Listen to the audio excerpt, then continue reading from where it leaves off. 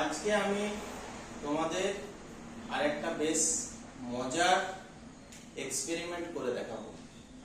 এই এক্সপেরিমেন্টটা হচ্ছে কিভাবে জলের তলায় ভলক্যানো তৈরি হয়। Under water volcano formation.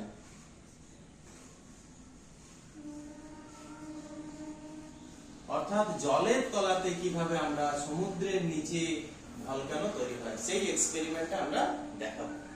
এটার জন্য আমাদের কি কি লাগবে? Mainly citric acid,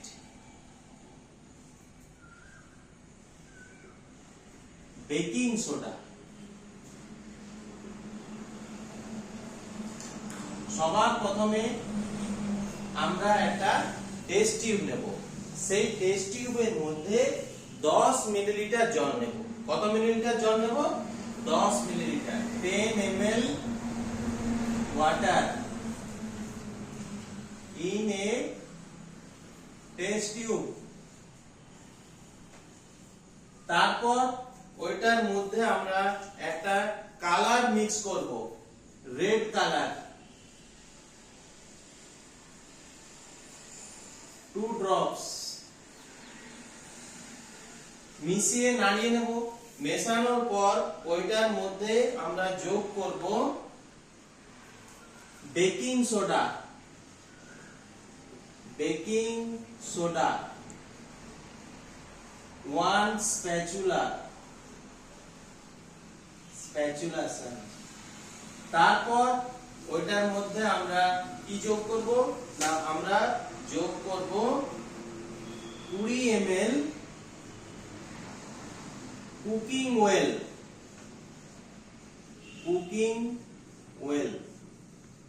20 ml cooking oil যোগ করার পর ওইটাকে আমরা ভালো করে মেশাবো। মিশিয়ে নিয়ে আস্তে আস্তে ঢালবো। তার সাথে 1 চামচ 1 স্প্যাচুলা সাইট্রিক অ্যাসিড। তাহলে সর্বপ্রথমে এই আন্ডার ওয়াটার ভলক্যানো ফরমেশন করার জন্য একটা কাঁচের টেস্ট টিউব নিতে হবে। সেই টেস্ট টিউবের মধ্যে সামান্য পরিমাণে জল নেব। জল নেওয়ার পর সেই যাতে ভলক্যানোর রংটা ভালো করে বোঝা যায় সেই জন্য 2-3 ফোঁটা লাল রঙের রং মেশাবো। তারপর সেটার সাথে বেকিং সোডা, যেটাকে আমরা কেমিস্ট্রি ভাষায় বলি সোডিয়াম বাইকার্বনেট, সেটা মেশাবো। তারপর ওইটার মধ্যে আস্তে আস্তে 20 ml ওয়েল মেশাবো। তারপর একটু সাইট্রিক অ্যাসিড মেশাবো।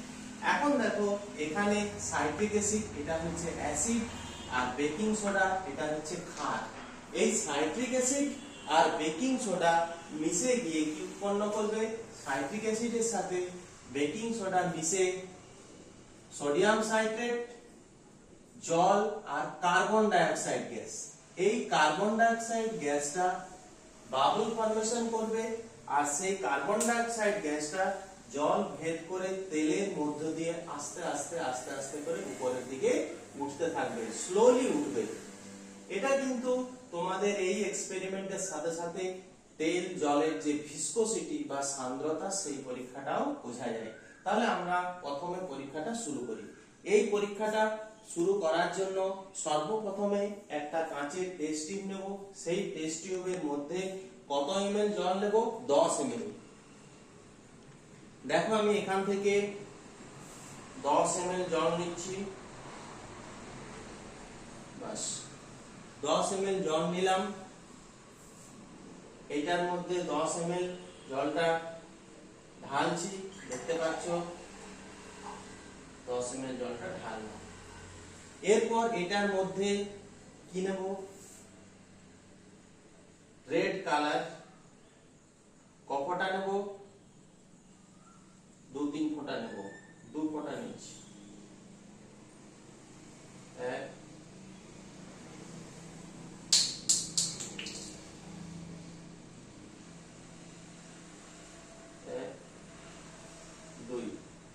2 ফোঁটা রেড কালার সলিউশন নিলাম। এটাকে ভালো করে নেড়ে মিশিয়ে দিলাম। এরপর এটার মধ্যে আমরা 1 চামচ বেকিং সোডা বা খাবার সোডা যেটাকে বলি, সেটার সংকেত হচ্ছে সোডিয়াম বাইকার্বনেট, NaHCl3। সেই সোডিয়াম বাইকার্বনেটটা নিচ্ছি।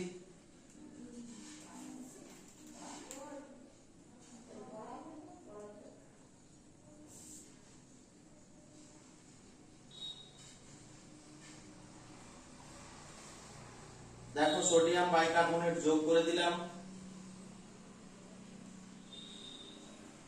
স্টিকটা দেখি।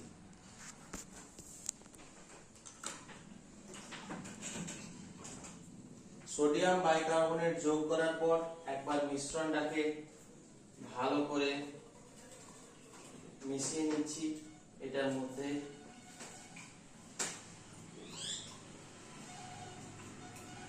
দেখো মেশাচ্ছি, কি সুন্দর মিশে যাচ্ছে।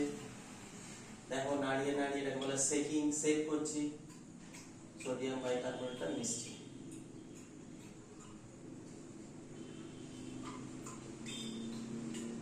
এটা একটা কাঁচের টেস্ট টিউব, এটার মধ্যে এটা সোডিয়াম মেশানো।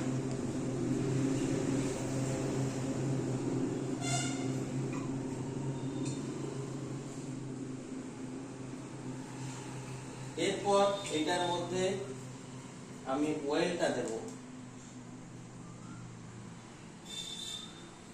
অয়েল দিচ্ছি।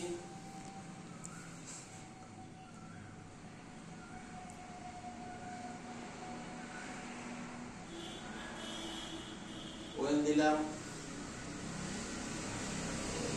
দেখো তাহলে এই এক্সপেরিমেন্টটায় সর্বপ্রথমে কি করলাম না, ওয়াটার নিয়েছিলাম, ওয়াটারের মধ্যে আমরা রেড কালার সলিউশন নিয়েছি, তারপর সোডিয়াম বাইকার্বনেট নিয়েছি, বেকিং সোডা, তারপর আস্তে আস্তে উপরের থেকে তেলটা নিয়েছি।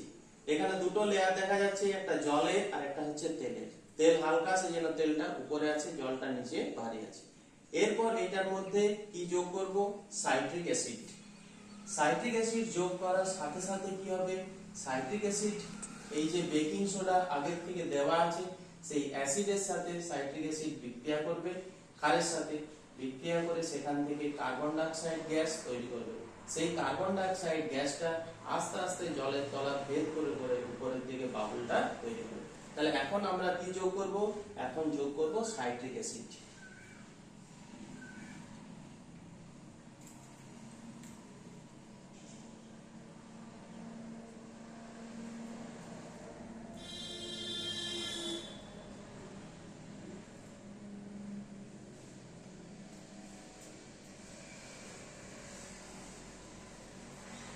দেখো যোগ করার সাথে সাথেই বাবল ফর্মেশন শুরু হয়ে গেছে।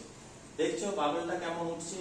তো এইরকম জলের তলাতে এরকম ধরনের এই আন্ডার ওয়াটার ভলকানো প্রিপারেশন হয়।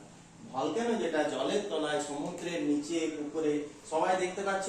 দেখো কি সুন্দর ভলকানো ফর্মেশন হচ্ছে।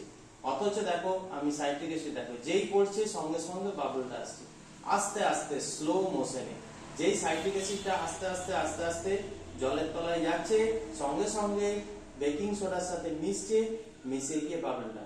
বেশ ইন্টারেস্টটা দেখছো, হঠাৎ হঠাৎ করে একটু করে করে বাবল ফর্মেশন হচ্ছে। দেখা যাচ্ছে নিশ্চয়ই, দেখতে পাচ্ছ তোমরা সবাই, দেখা যাচ্ছে। এটা হচ্ছে আন্ডার ওয়াটার ভলকানো।